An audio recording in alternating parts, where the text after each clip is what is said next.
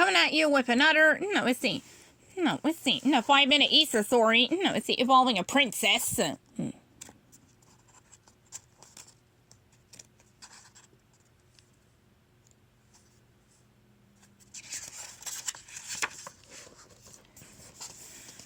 next story is Disney Princess, The Surprise Ballet. One beautiful spring morning, Cinderella and Prudence, the castle's governess, strolled through the gardens. Part of Prudence's job was to help Cinderella with her duties as princess, and an important event was coming up. Next week, the northern nobles will arrive in for their annual spring visit, Prudence said. It is your job to host their afternoon tea reception.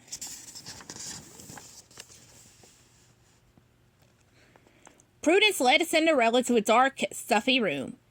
This is where the event has always been held, she said. But why sit inside if you're visiting in the spring? Missy asked Cinderella. It is tradition, Prudence said. Just as it is tradition for there to be entertainment at the reception. A ballet troupe will perform their spring dance. Ballet, Cinderella exclaimed. How wonderful! I used to take ballet lessons. I loved learning to leap and spin and kick and balance on my toes, said Cinderella.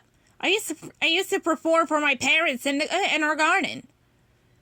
But now you are a princess, Prudence said. You are expected to host the entertainment, not be the entertainment. But Cinderella had an idea. She told Prudence she would take care of the performance. She was going to plan a surprise.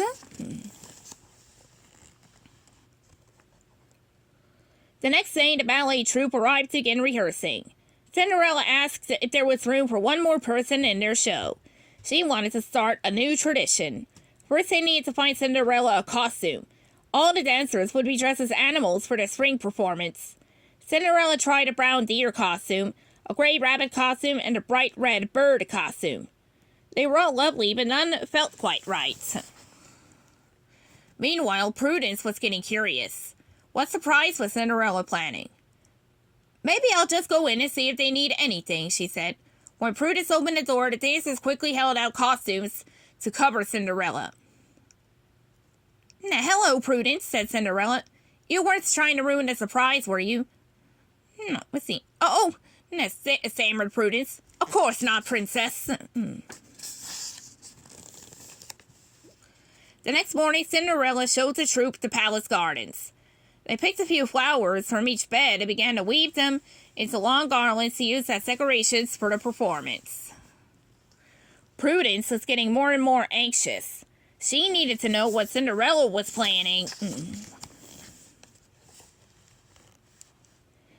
Then it was time to rehearse. Cinderella hadn't done ballet in a while.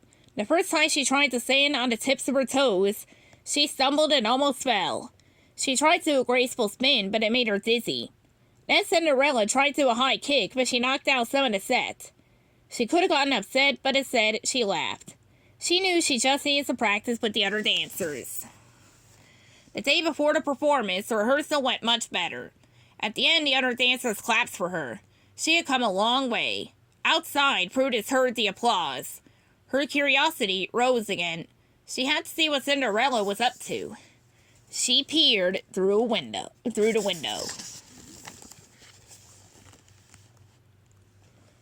Cinderella spotted her. She knew Prudence wouldn't give up. Prudence, would you like to help with the surprise? Cinderella asked. Prudence was relieved. Yes, please.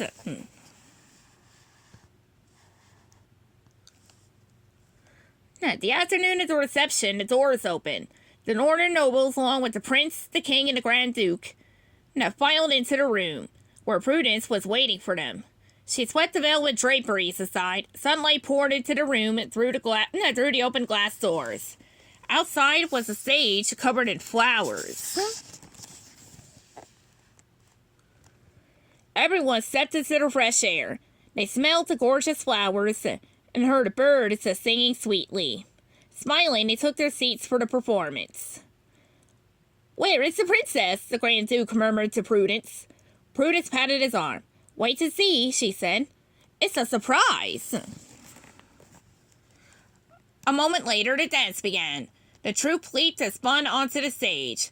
Dancing in front of the others was a featured ballerina, costumed as a beautiful swan.